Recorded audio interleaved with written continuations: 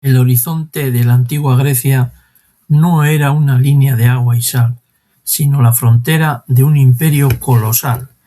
Cuando el Egeo rugía y las olas se estrellaban contra los acantilados de mármol, los hombres no veían un fenómeno natural, sentían la mirada de Poseidón, el sacudidor de la tierra. Su reino era un espejo del propio Dios, vasto, insondable, y capaz de pasar de una calma cristalina a un cataclismo devorador en lo que tarda un relámpago en cruzar el cielo. Poseidón, señor de los océanos, de los terremotos y de las tormentas, gobernaba un reino tan vasto como impredecible.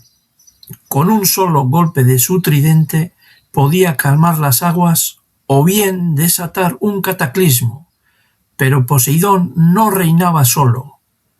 A sus órdenes servían algunas de las criaturas más poderosas y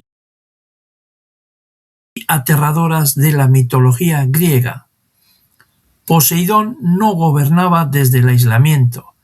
En los palacios de coral, en las fosas donde la luz del sol muere, sus órdenes eran transmitidas por los tritones.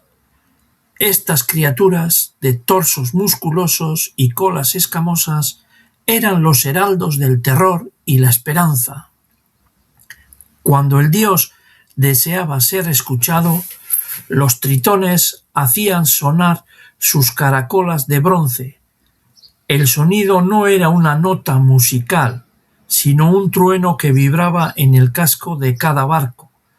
Al escucharlo, el viento giraba sobre su propio eje como una peonza enloquecida.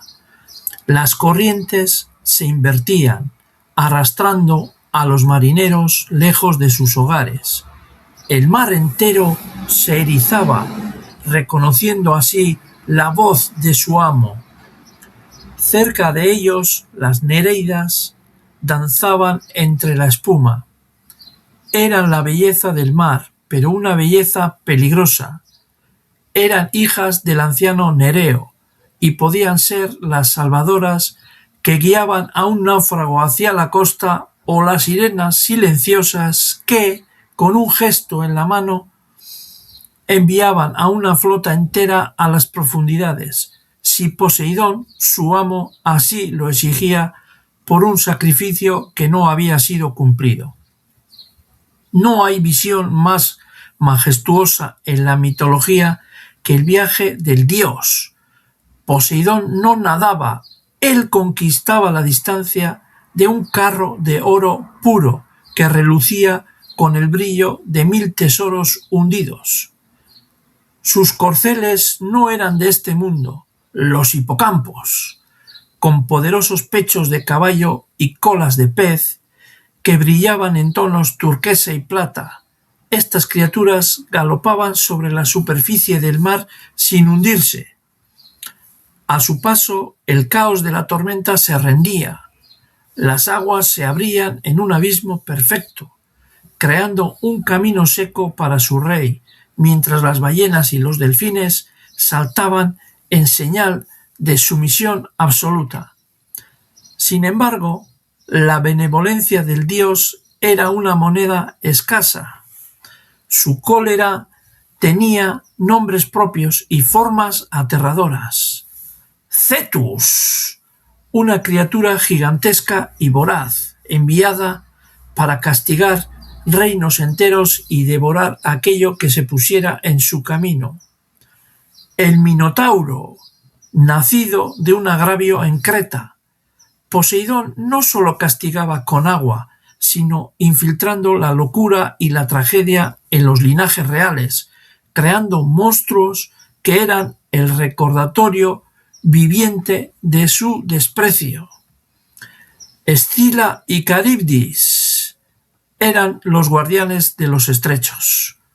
Una era un monstruo de múltiples cabezas que arrebataba hombres de sus cubiertas, mientras que la otra era un remolino insaciable que tragaba el mismo océano.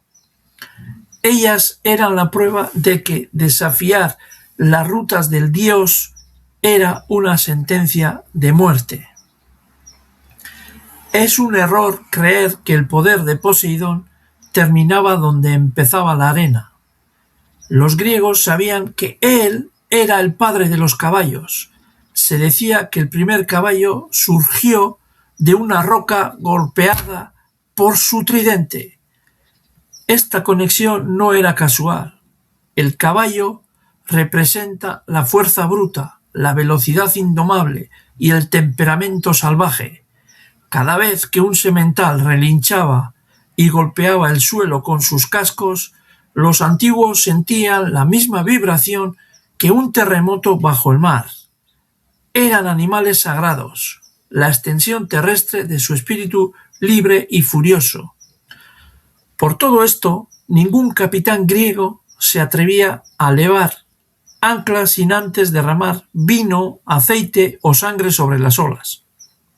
Las plegarias no eran por amor, sino por respeto al amo de las profundidades.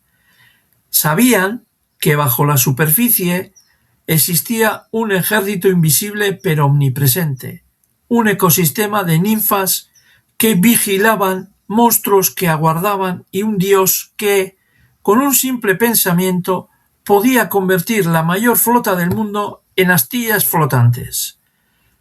Poseidón no solo era el rey del agua, era el dueño del miedo y de la vida de cualquiera que se atreviera a soñar en el horizonte.